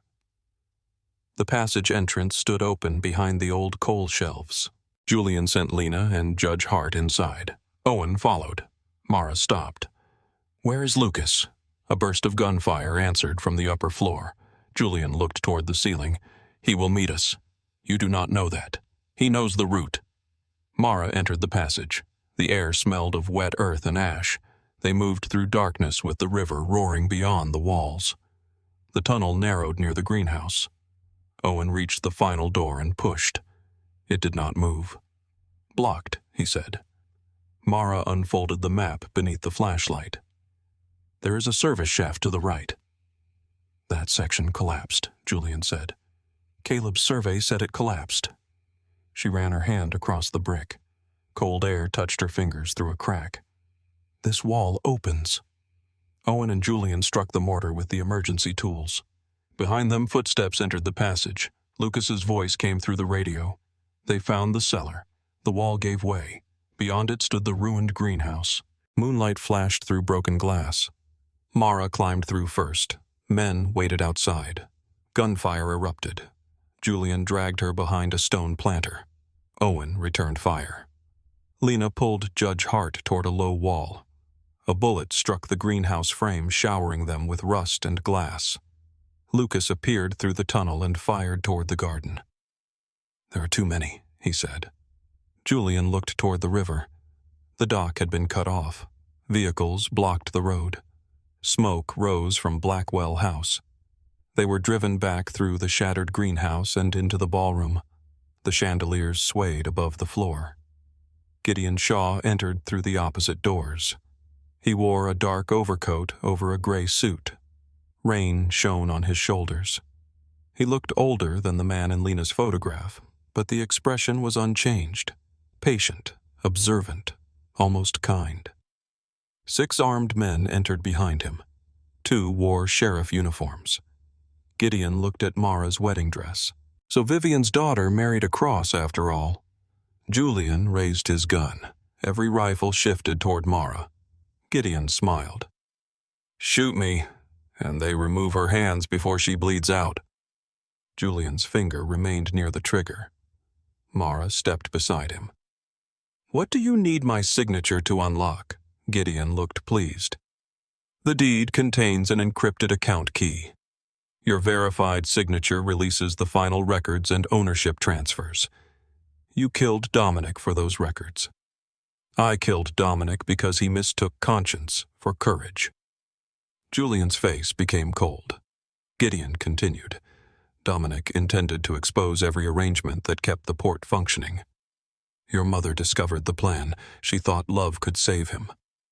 Mara looked at Vivian's portrait above the ballroom doors. "You watched her run. I allowed her to run. Why? Because fear makes people preserve evidence. Grief makes them hide it." Julian took 1 step forward. Gideon's men aimed at Mara. Julian stopped. Gideon looked at him. "You married her to make her death expensive. I married her because you left her no other way to live. And then you prepared a passport, a false name, and a grave." Mara felt Julian's attention shift toward her. Gideon smiled. "You and I are not so different." "Yes," Julian said. "We are." How Julian's voice lowered. "She knows what I am." A rifle clicked above them. Lucas stood on the gallery, his weapon pointed at Julian. Owen turned. "Lucas." Gideon's smile widened. "Every loyal man has a price." Julian looked up at Lucas. For the first time that night, something close to betrayal crossed his face. Mara understood the performance. She did not know whether Gideon did. Her hand rested against the marble column. The ring touched stone. Once. Twice. Lucas shifted his aim. The shot struck Mara in the chest. Pain exploded through her body. The blood pouch burst across the ivory fabric. She fell backward. Julian caught her before her head struck the floor. For 1 terrible second, Mara could not breathe. The protective plate had stopped the bullet, but the impact felt as though her ribs had broken. Julian lowered her into his arms. His face blurred above her. "Mara." She forced her body still. His thumb touched the side of her neck, searching for a pulse. Her heartbeat raced beneath his hand. He leaned close. "Forgive me." The words were barely air. Gideon approached. Blood spread across the dress. Mara stared past Julian's shoulder with empty eyes. Gideon looked down at her. The last Blackwell. Julian lifted his head. Grief and murder filled his face. The grief was not entirely false. Gideon relaxed for 1 second. Julian shot the nearest light. Lucas fired from the gallery. Owen triggered the charges below the archive. The floor shook. Flames climbed through the library wall. Julian lifted Mara and ran. Gunfire followed them through the smoke. The ballroom ceiling cracked. Lena and Judge Hart disappeared into the servants' passage with Owen. Lucas covered the rear. Mara tried to breathe against the pain in her chest. Julian carried her through the tunnel as Blackwell House burned above them. They emerged near the marsh. A boat waited beneath the reeds. Owen helped Judge Hart aboard. Lena climbed in after her. Lucas arrived last, blood running from one arm. The first explosion tore through the eastern wing. Mara opened her eyes fully. Across the water, flames filled her mother's bedroom. The roof collapsed. "No," she whispered. Julian held her against his chest. The archive could not remain. That was my house. I know. My mother's things were inside. I know. You decided. His silence confirmed it. The boat moved into the river. Blackwell House burned behind them until the windows became squares of fire. Owen opened a medical bag and checked the wound beneath Mara's dress. The plate had bent, but the bullet had not passed through. Her ribs were badly bruised. She would live. Julian sat across from her once Owen finished. He held a passport and a sealed envelope. The passport displayed Mara's photograph. Claire Bennett. You leave Georgia tonight, he said. Mara looked at him through the cold air. Where Portland? Does Tessa know number? Lena sat only a few feet away, tears shining on her face. She will be told you died in the fire, Julian said. Mara stared at him. You married me to save my life. Yes. And now you are erasing it. Until Gideon is gone, Mara Blackwell must remain dead. You promised not to use that identity without my consent. Julian's face tightened. I promised before the house fell. A promise does not expire because you become afraid. If Gideon believes you survived, he will never stop. So everyone I love has to bury me. They have to believe it. You do not get to decide what grief they can survive. I know. No, you know the words. Julian looked at the passport in his hand. Mara removed the wedding ring. Pain moved through her chest with every breath. She placed the ring in Julian's palm. You keep calling this protection. His fingers closed around the metal. What would you call it? Mara looked back at the burning house. Control with a body count. The boat carried them into the dark river. Julian said nothing. For the first time since he entered her life, he had no answer. For 14 months, Mara Blackwell did not exist. Claire Bennett woke each morning in a narrow apartment above a bakery in Portland, Oregon. She drank coffee beside a window that faced a wet alley, listened to delivery trucks before sunrise, and checked the lock 3 times before leaving for work. The apartment had no photographs, no books with notes in the margins, no furniture chosen for comfort. Everything could be packed in less than an hour. The passport Julian had given her rested inside a locked metal box beneath the kitchen sink. Beside it lay a birth certificate, a social security card, and a history invented by strangers. Claire Bennett had grown up in Idaho. Claire Bennett had no siblings. Claire Bennett had never lived in Denver. Claire Bennett had never buried her mother. Claire Bennett had never stood in a burning house wearing a wedding dress soaked in false blood. Mara repeated the name when people introduced themselves. Claire. At first, the word felt like a disguise. Eventually, it began to feel like a room with no windows. She worked at Rose Haven, a trauma center serving women who had escaped violent relationships, trafficking networks, and coercive families. The director believed Claire had spent years in private practice in Boise. The references were real enough to survive a background check. Julian's people had built the lie carefully. That frightened Mara more than a sloppy lie would have. Her office was on the 3rd floor. It had pale walls, 2 chairs, a small lamp, and a window overlooking the river. Mara arranged the room so no client had to sit with her back to the door. She told herself the choice was for them. She knew it was also for her. One Tuesday morning, a woman named Rebecca sat across from her and twisted a tissue between both hands. He never hit me, Rebecca said. Mara waited.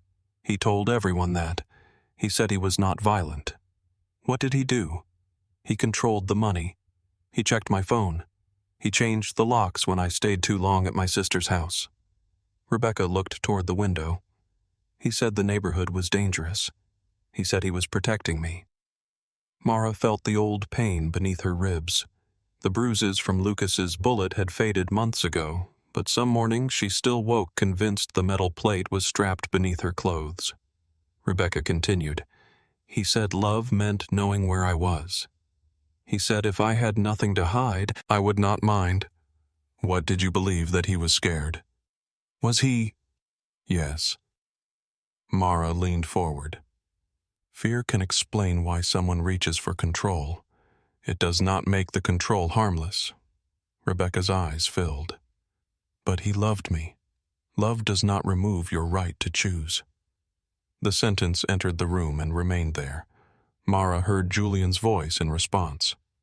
I expect you to distrust me and stay alive anyway. She had spent months separating intention from impact for other people. Julian had saved her from Gideon. He had also buried her while she was still breathing. Both truths existed. Neither canceled the other. That night Mara returned home after dark. Rain had turned the alley black and shining. She unlocked the building door. A man stood across the street beneath a gray awning.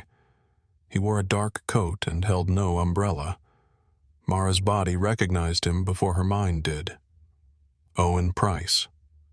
He had followed her from Georgia. Perhaps he had been there from the beginning. Mara crossed the street. Owen saw her coming and remained still. How long? His expression did not change. Mara, how long have you been watching me since the first night? Her hands went cold. You have been here for 14 months. Not every day. That is not an answer.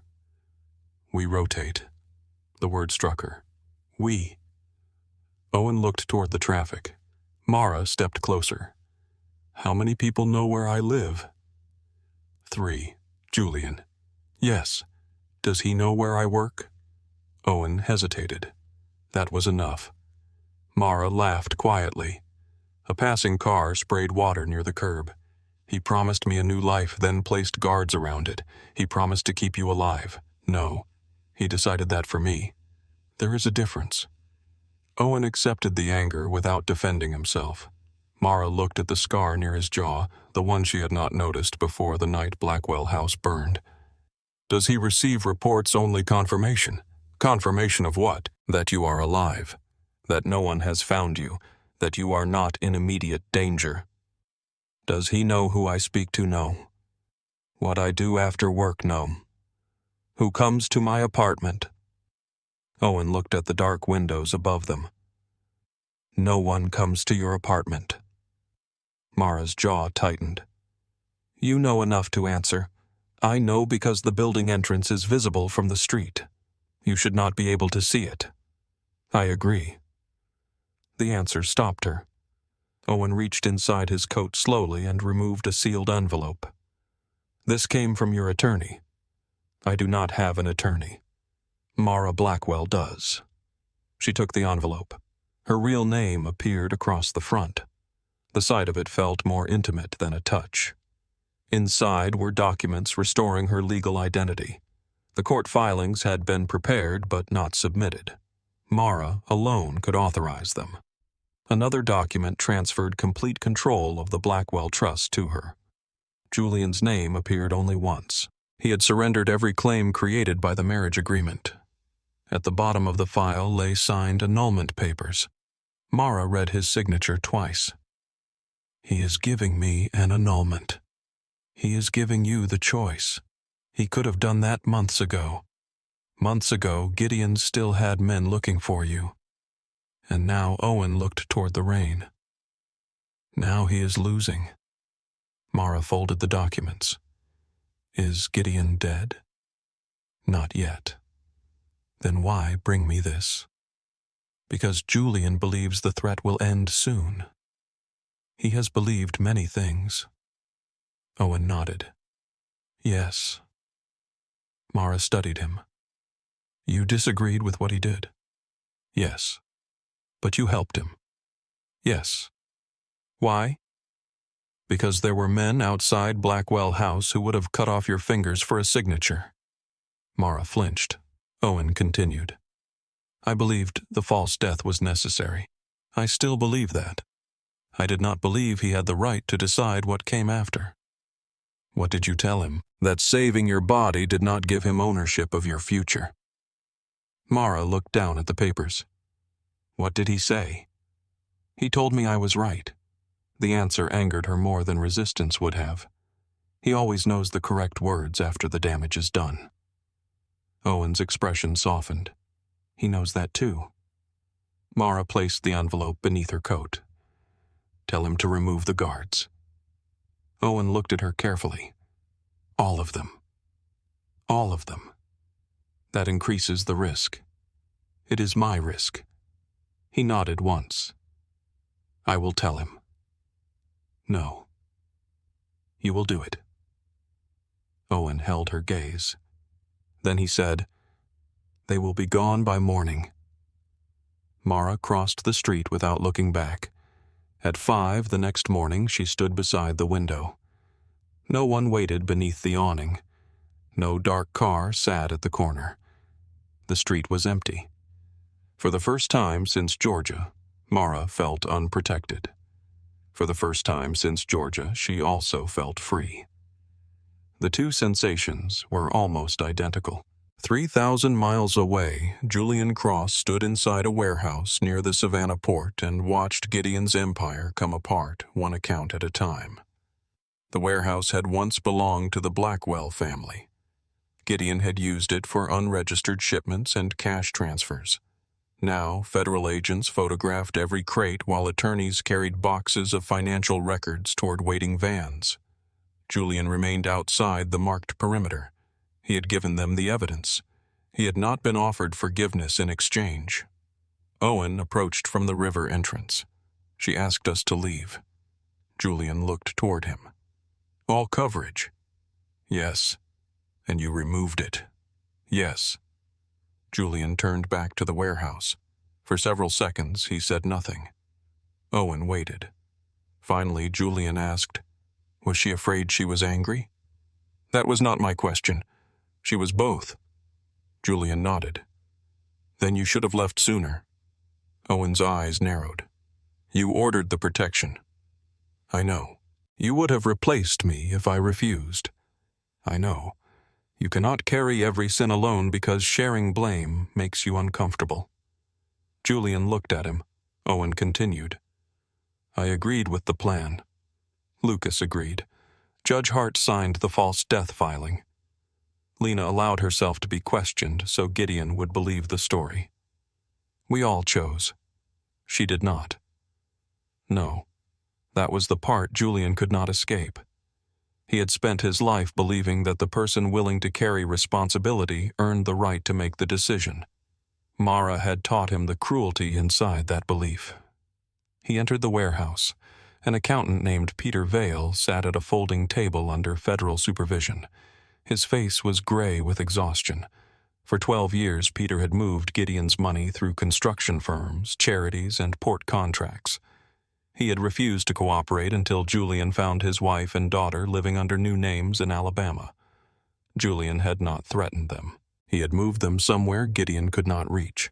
Then he had placed proof of their safety in front of Peter. You kept your word, Peter said. Yes. Gideon said you would kill us after I talked. Gideon believes fear is the only reliable contract. Peter stared at him. Is he wrong? Julian thought of Mara standing on the boat with blood across her dress. Yes. Peter slid a key across the table. Container Terminal 17. Private office above the east loading floor. What is their recordings? Payment files. Names. Gideon. He was there yesterday. Julian closed his hand around the key. Peter leaned closer. He knows the Blackwell woman survived. The warehouse seemed to grow silent. Julian did not move. How? He does not have proof. He says the body recovered from the fire was wrong. There had been no body. The explosion and river had made certainty impossible. Julian's people had placed personal effects inside the ruins and allowed officials loyal to Judge Hart to control the report. Gideon had begun questioning the story. Peter looked at Julian's face and recoiled slightly. Where is he sending men I do not know? Julian turned toward Owen. Owen understood the question before it was asked. The Portland team is gone. Julian's voice remained quiet. She ordered them removed. Yes. Send no one. Owen stared at him. Julian. She ordered them removed. Gideon may know. Then call her attorney. Give Mara the information. She decides what happens. Owen watched him for another second. Then he took out his phone. The old Julian would have filled the street outside Mara's apartment with armed men before she knew danger existed. The old Julian would have called it love. Julian walked out of the warehouse with Peter's key in his hand and did not interfere. In Portland, Mara received the warning through Samuel Price. She listened without speaking.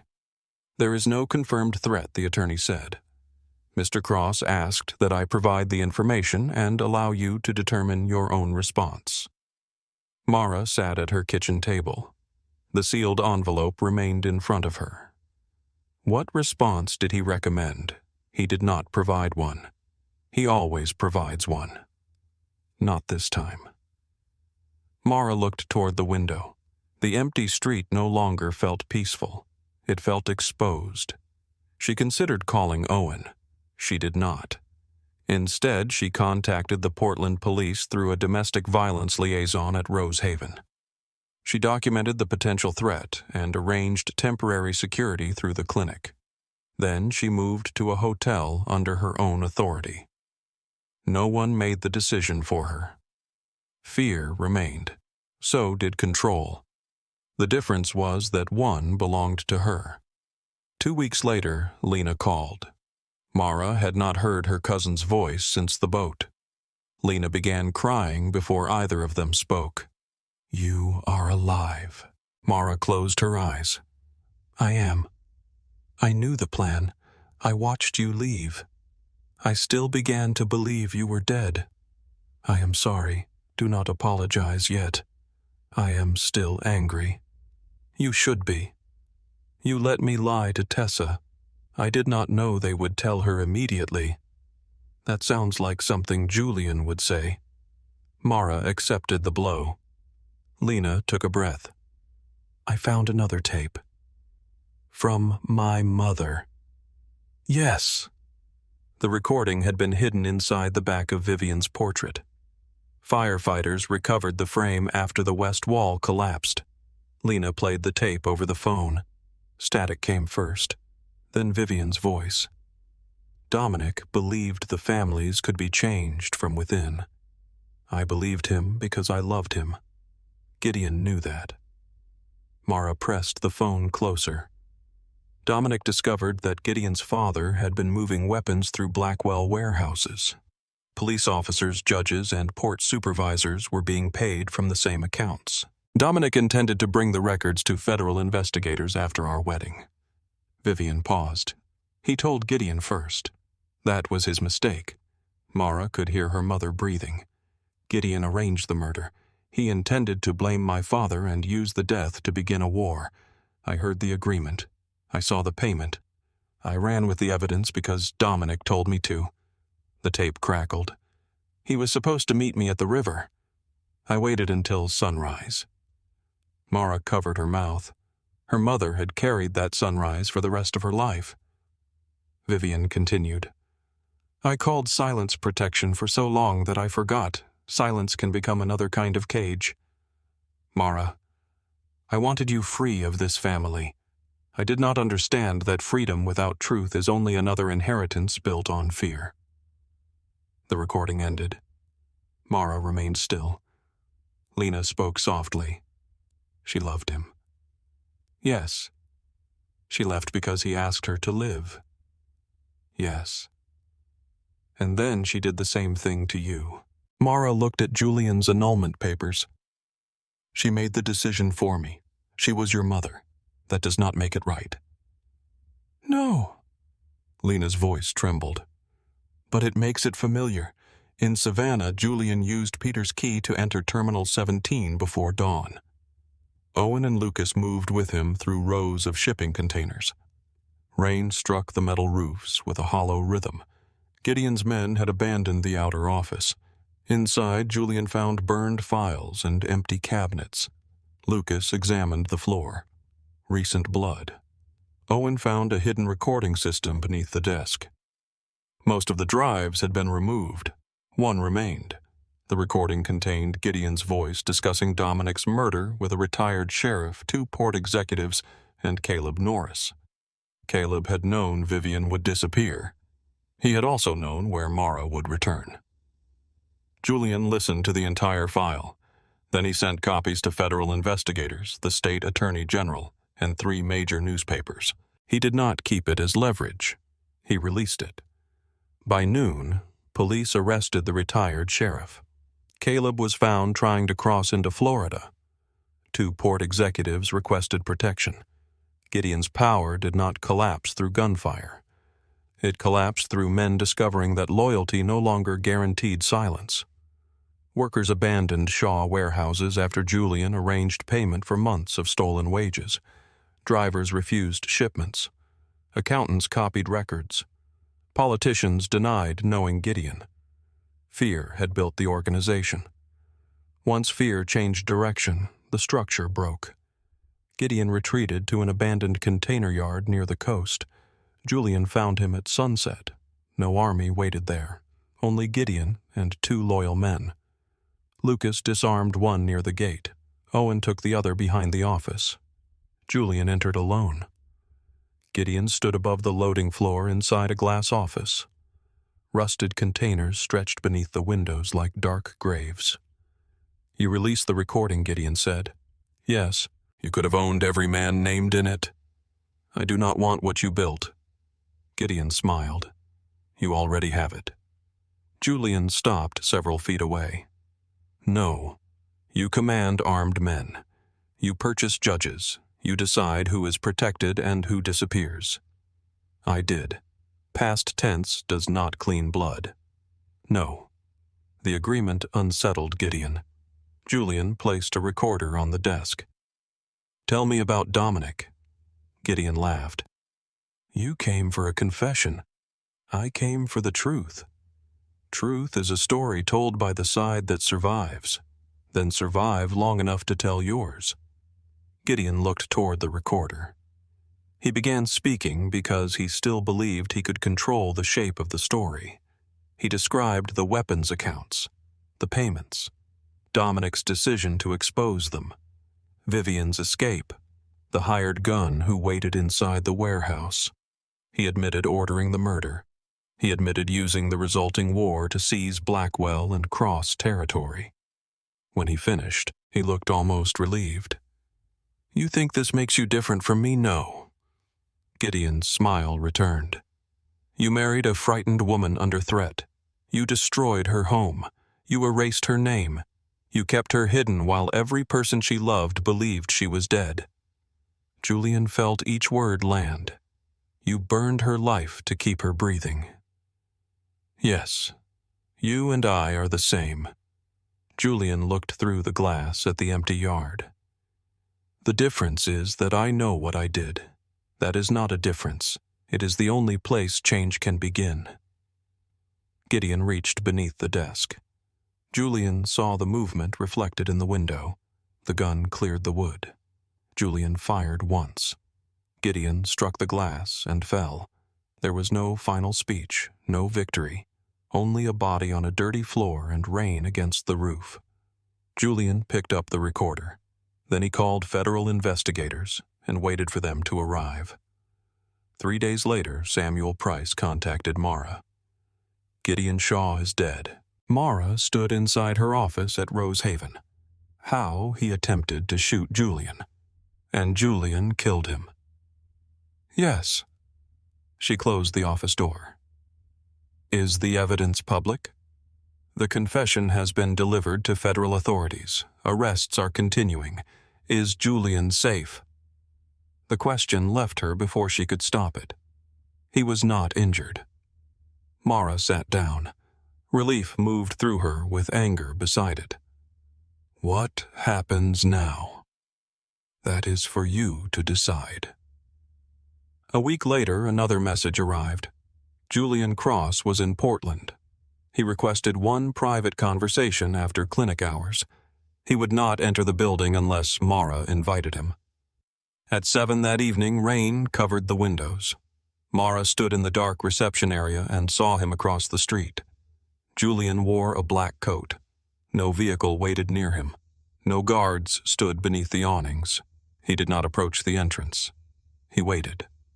Mara watched him for nearly 5 minutes. Then she unlocked the door. "You have 20 minutes." Julian crossed the street. He stopped inside the lobby. Mara pointed toward a chair in her office. He did not sit until she sat first. For several seconds, neither spoke. Julian looked thinner. A pale scar marked his temple. The dangerous stillness remained, but something inside it had changed. Mara placed the annulment papers on the desk. "Did you know who I was before you rented Blackwell House?" "Yes." "Did you consider marriage before the boathouse attack?" "Yes." "Did you prepare the false death before I agreed to marry you?" "Yes." "Did you burn my house without my permission?" "Yes." "Did you allow Tessa to believe she buried me?" Julian's voice lowered. "Yes." Mara gripped the edge of the desk. "You kept me alive by making sure I had no life left." "I know. Do not say that as though confession is payment. It is not." "Then what is it?" "The first debt I have learned to name." Mara looked at him. "You lied to me." "Yes." "You watched me." "Yes." "You made decisions about my body, my name, my friends, and my future." "Yes." "Why did you come here to give you everything I kept?" Julian placed a file on the desk. It contained the Blackwell records, the Cross family evidence ownership documents, Gideon's confession, and complete access to the trust. His signature released all marital claims. "You already sent the annulment?" "Yes." "Do you want me to sign it?" "I want you to choose." "That is not an answer. It is the only one that matters." Mara stood and walked toward the window. "Did you love me?" "Yes." "Did you use that love to justify what you did?" "Yes." "Do you still love me?" Julian's reflection remained still in the glass. "Yes." She turned. "Then why are you not asking me to come back? Because loving you does not give me permission to ask for more than you are ready to give." Mara felt tears burn behind her eyes. "You always know what to say." "No." Julian rose. "I spent 14 months learning how often the right words arrived after the wrong act." He did not approach her. "I loved you, but I let fear make every decision. I called control protection because the word allowed me to believe I was noble." Mara wiped one tear from her cheek. "You were not noble." "I know. You were terrified." "Yes. So was I." "I know. You did not trust me to survive the truth." "No. You did not trust me to choose life." "No." Mara pointed toward the door. "Leave." Pain crossed his face. He did not argue. He picked up his coat. At the doorway, he stopped. "You will never see me again unless you ask." Then he left. Mara watched him cross the wet street. He did not turn around. 3 months passed. Julian sent no flowers, no gifts, no messages. Through Samuel Price, Mara requested records about the Blackwell Trust. They arrived. She requested confirmation that Cross Maritime had withdrawn from illegal operations. The documents arrived. She asked whether Julian remained in therapy. His attorney provided only proof of attendance with no private details. He answered every question she asked, nothing more. Mara restored her legal identity. She told the director of Rosehaven the truth. Not every detail, but enough. Her employment survived. Then she called Tessa. Her friend answered on the 4th ring. Mara said her name. Tessa made no sound for several seconds. Then she began to cry. The reunion happened in a Portland hotel room 2 weeks later. Tessa embraced her first, then pushed her away, then struck Mara's shoulder with both hands. "I buried you. I know. I chose a photograph for your memorial." I am sorry. I called your phone for a month." Mara let her cry. She did not explain. She did not defend the decisions made around her. Being alive did not erase what her death had done to others. Lena came later. Their anger, relief, and grief filled the room until dawn. When Mara finally returned to her apartment, she opened the kitchen drawer. The wedding ring was not there. She had placed it in Julian's hand on the boat. Still, her finger remembered its weight. She sat beside the window and called him. Julian answered on the first ring. He said nothing. Mara listened to his breathing. "I restored my name. I know." She almost asked how, then remembered the public filing. "I am returning to Savannah." Silence. Finally, Julian said, "I can arrange security." "No." The word came easily. He did not argue. Mara continued, "You may meet me at the airport. You may walk beside me. You will not decide where I live, who I see, or what I do with Blackwell property. I understand. I am not coming back to you. I understand." Mara looked at the rain moving across Portland. "I am asking you to come home with me." Julian's breath caught. "What is the difference?" "The difference is that I am asking." Julian waited at the Savannah airport beneath a wall of tall windows. Morning light spread across the polished floor. Travelers moved around him with rolling bags, coffee cups, children, and unfinished conversations. He stood apart from all of it in a dark suit, one hand resting at his side. No guards surrounded him. No black vehicles blocked the entrance. Mara saw him before he saw her. For 1 second, the airport disappeared. She remembered him at the bottom of the staircase in Blackwell House. Blood on his collar gun beneath his jacket, fear hidden behind perfect control. Then Julian turned. His eyes found her. He did not move. Mara walked toward him carrying one suitcase and the leather folder that held the restored Blackwell documents. The distance between them felt longer than the flight from Portland. When she stopped, Julian looked at her face as though confirming something he still did not completely believe. "You came. I said I would."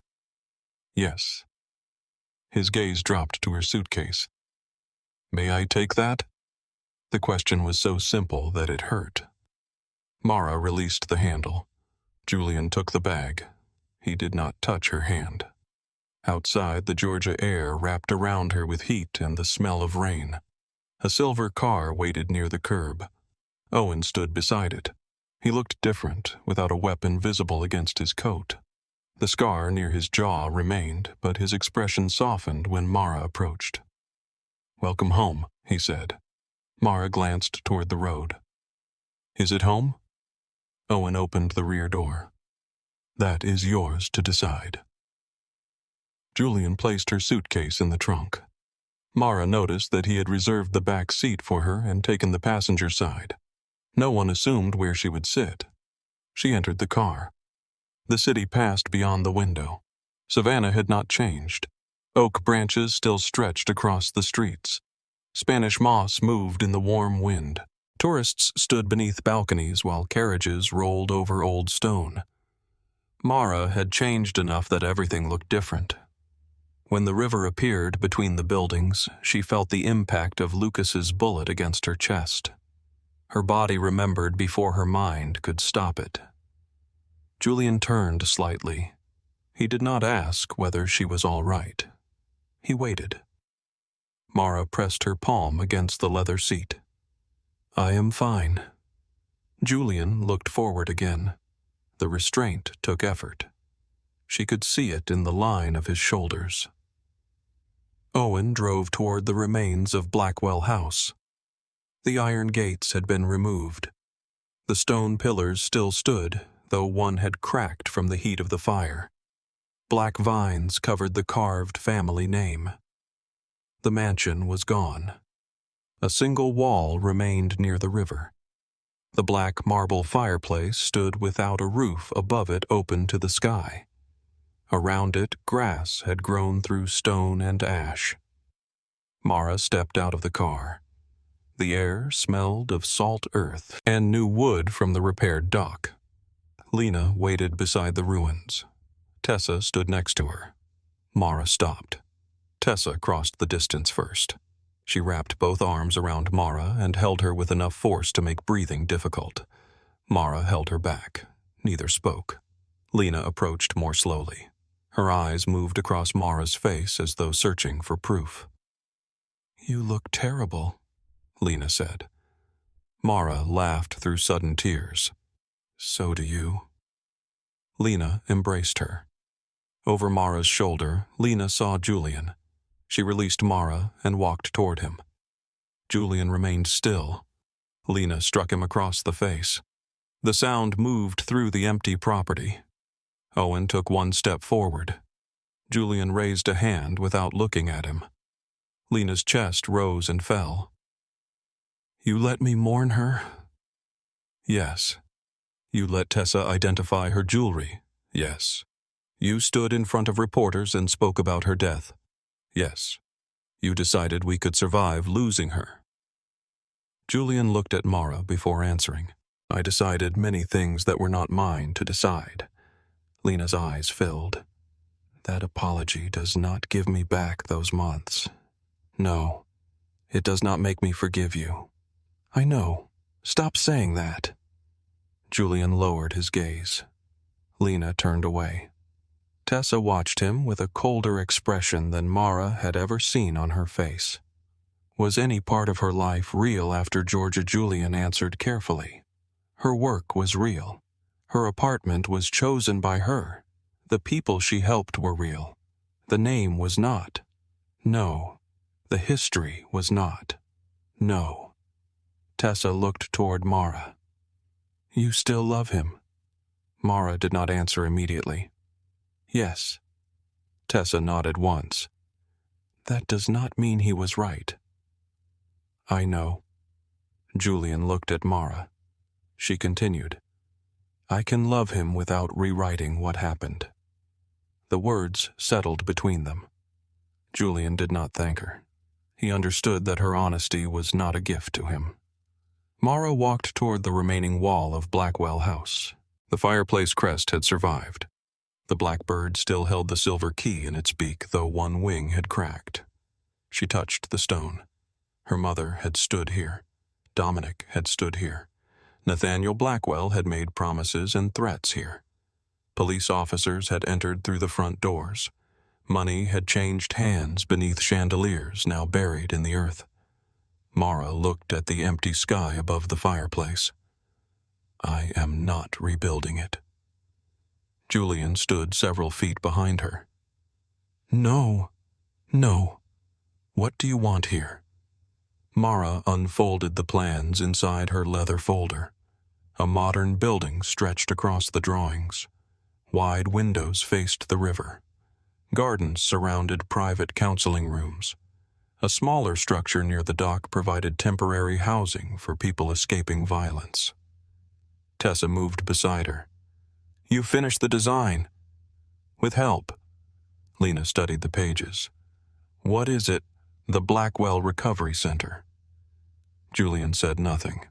Mara looked at him. "The trust will fund treatment for survivors of organized crime, domestic violence, and coercive control.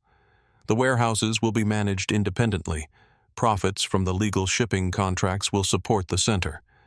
And the records, Owen asked. Copies go to investigators and historians. No family keeps private ownership of them." Lena touched the drawing of the main entrance. "You are using the name?" "Yes." After everything it meant, Mara looked at the damaged crest. It meant what powerful people made it mean. They do not own it anymore. Construction began 6 weeks later.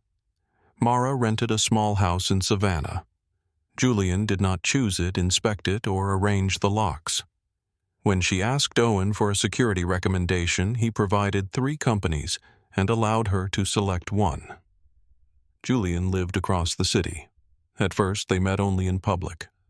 Coffee near the square, dinner beside the river, long walks beneath oak trees after therapy appointments. Julian never arrived without asking. He never assumed that an evening would end at Mara's door. The first time he reached for her hand, he stopped before touching her. Mara looked down at the space between their fingers. "You can ask." "May I?" "Yes." His hand closed around hers. The contact felt more intimate than their first kiss. Julian remained the same man in many ways. He still noticed every entrance. He still read a room before sitting. He still spoke softly when other men would have raised their voices. He had not become harmless. Mara did not want a performance of harmlessness. She wanted honesty. One evening, they sat on the rebuilt dock while workers locked the construction site behind them. The river moved slowly beneath the boards. Julian held a paper cup of coffee between his hands. "I met with the federal prosecutor today." Mara looked toward him. What did they ask whether Cross Maritime benefited from Gideon's accounts? "Did it?" "Yes." She waited. Julian watched the water. "My father used 2 of the companies. I used one after I took control. I did not know where the money began, but I did not ask enough questions. What happens now? We repay everything connected to the accounts. There may be charges. For you?" "Possibly." Mara studied his face. "Are you afraid?" "Yes." She appreciated the answer. "What will you do? Cooperate? No private agreements? No. No using evidence to make the charges disappear? No." Why Julian looked at her. Because consequences are not the same as enemies. The hearing took place 4 months later. Julian accepted financial penalties and the removal of several Cross Maritime executives. He entered a formal agreement requiring outside supervision of the company. He lost contracts. Several allies abandoned him. Newspapers published old photographs beside stories about the port investigation. Julian did not threaten editors or purchase silence. He went to work each morning and returned to therapy each week. Mara watched change become less dramatic and more difficult. It appeared in small decisions. A question asked before an action. A pause before anger. A truth offered before she demanded it. The recovery center opened the following spring. Sunlight filled the glass entrance. The preserved Blackwell fireplace stood in the central hall, no longer connected to a dark library. Beneath it, Mara placed a simple plaque. "This house once kept secrets. This place exists so people can speak." Patients arrived quietly. Some came through referrals. Some came because they had heard Mara's story in fragments. She never told them every detail. She did not need to. One afternoon, Owen entered her office carrying a white envelope. "There is a threat." Mara set down her pen. "From whom a former Shaw associate named Daniel Creel. He sent a letter to the center. What does it say?" "He blames you for the arrests. He knows your schedule." Mara felt fear rise. Julian entered a moment later. He stopped at the doorway. "What do you want me to do?" The question surprised Owen. It no longer surprised Mara. "Document everything. Contact the federal investigator assigned to the case. Increase security outside the center for 1 week." Julian nodded. "Anything else?" "No one goes after him. If he approaches you, then you protect me." His eyes held hers. "Understood." Daniel Creel was arrested 2 days later while attempting to purchase a weapon under a false name. The federal agents found photographs of the recovery center in his car. Julian did not celebrate. That night, Mara went to his apartment. He opened the door and looked at her with concern. "Are you all right?" "No." He waited. "I do not want to be alone." Julian stepped aside. Mara entered. They sat on the floor beside the sofa because neither of them wanted the formality of chairs. For a long time, Mara listened to the city outside. Then she rested her head against his shoulder. Julian did not move until she placed his arm around her. "I was afraid you would decide for me again," she whispered. "I was afraid too. What stopped you?" "You asked me once whether I understood what choices cost when someone takes them away." Mara looked up. "I remembered." She touched the scar near his temple. Julian closed his eyes. Their kiss began slowly. No gunfire, no clock, no blood beneath white fabric.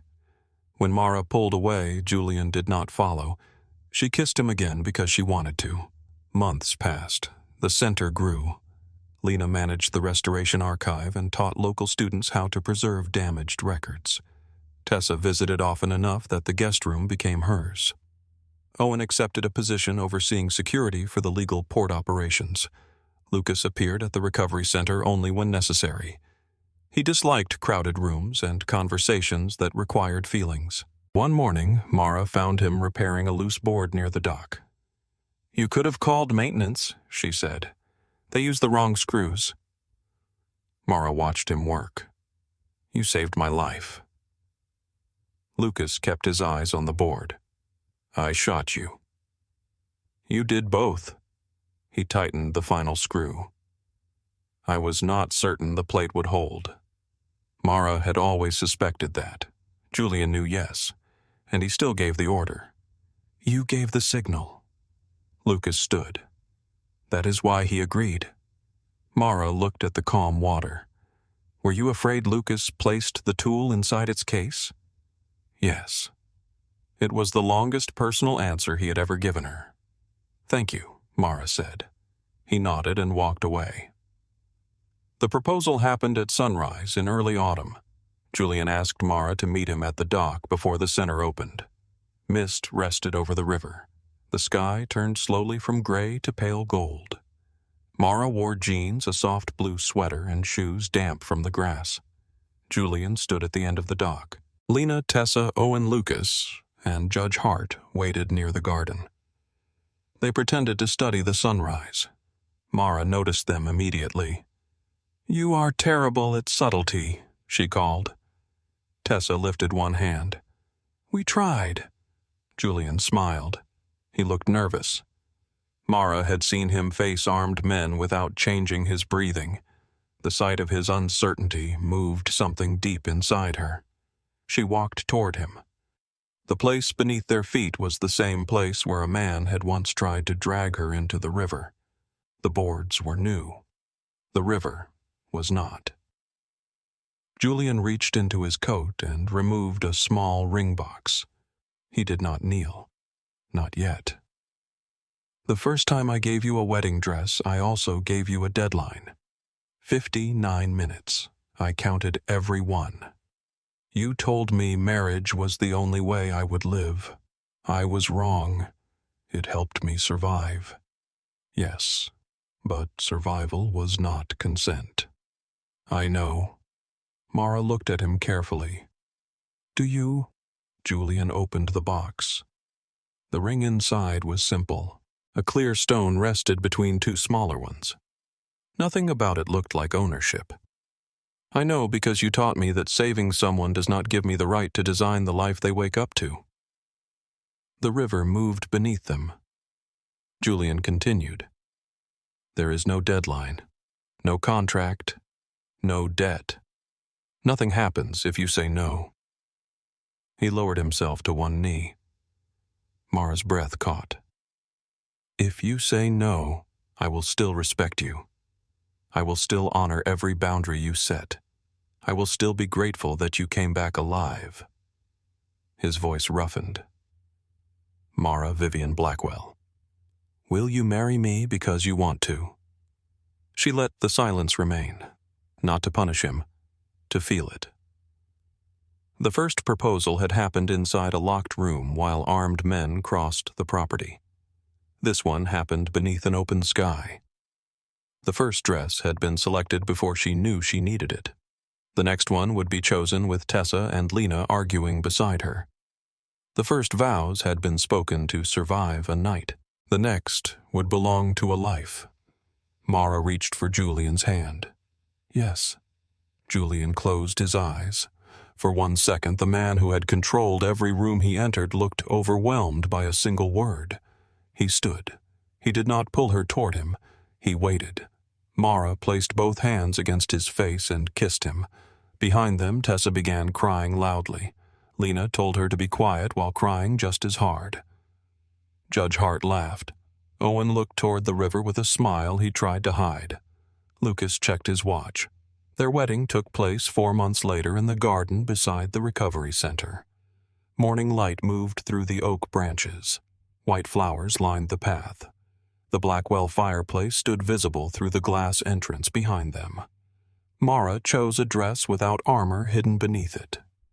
Tessa fastened the final button. Lena placed Vivian's silver hairpin above Mara's veil. "You look like her," Lena said. Mara looked at herself in the mirror. "No." Lena's eyes met hers. "You are right." They smiled. Lena walked Mara toward the ceremony. Julian waited beside Owen. No gun rested beneath his jacket. No vehicles moved through the trees. No one watched the clock. Judge Hart opened the ceremony. "The first time these two stood before me, the storm was louder than their vows." A soft laugh moved through the guests. Judge Hart looked at Julian. "Today you have time. Use it well." Julian took Mara's hands. "I cannot promise danger will never find us. I cannot promise fear will never speak inside me." His thumb moved gently across her fingers. "I can promise I will never use danger as an excuse to take your voice again. I will ask. I will listen. I will tell you the truth before fear gives me a reason not to."